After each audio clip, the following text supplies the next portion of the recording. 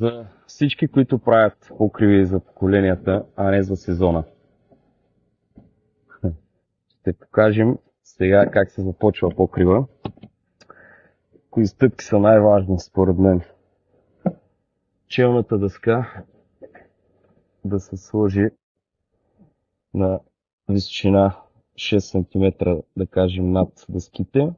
След това се слага първата дъска, която е с лек наклон,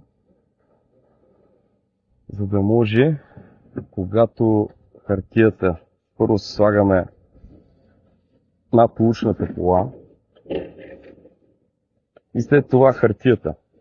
И по естествен начин хартията, водата от хартията заминава към лука. Като аз над лучната кола я слагам последния начин, да се вижда добре. Врязваме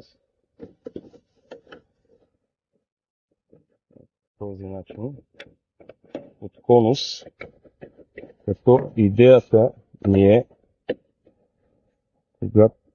тук на скобата на лука да я подгънем, за да може предния край да е застопорен, а задния край плащаме зад лентата с такера. Това гарантира дълголетие.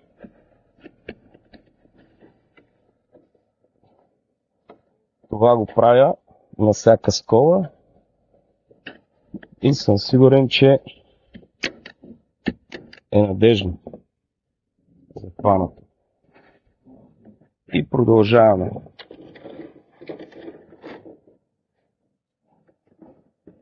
Режим под конус.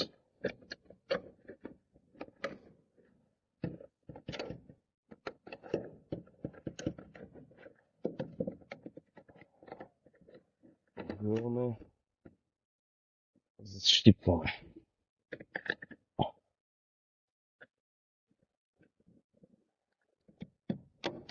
Плащаме с такер.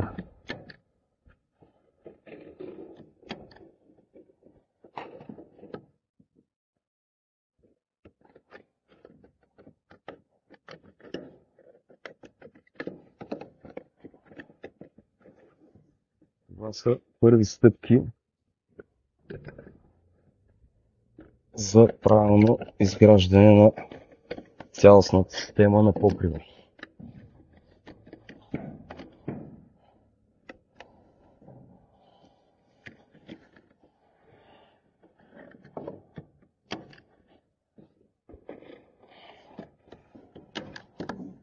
Най-важно е дървенията да е направена правилно.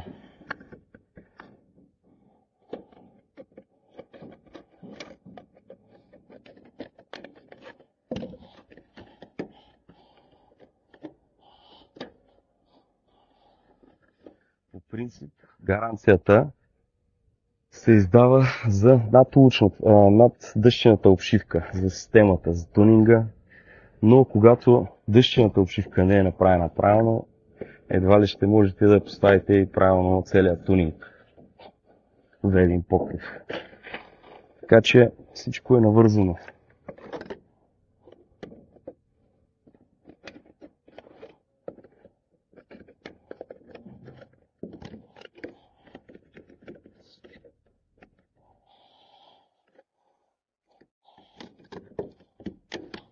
Както на футболен език казват,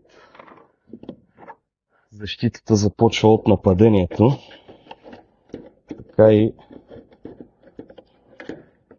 правилният покрив започва още от самото начало на конструкцията.